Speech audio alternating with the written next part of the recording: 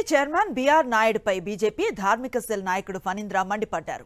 మహిళతో అసభ్యకరంగా వ్యవహరించిన BR నాయుడును TTD chairman పదవి నుంచి తొలగించాలని డిమాండ్ చేశారు. టీటీడీ చైర్మన్ గా బీఆర్ నాయుడుకు కొనసాగే అర్హత లేదన్నారు. జరిగిన సంఘటనపై వెంటనే విచారణ జరపాలన్నారు.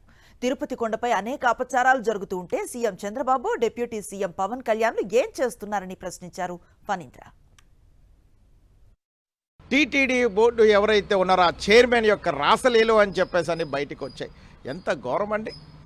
నిజంగా ఈ రోజున ఆయన వ్యక్తిగతంగా గనక అయితే గనక ఇది ఎవ్వడికీ అనవసరమైనటువంటి పరిస్థితి.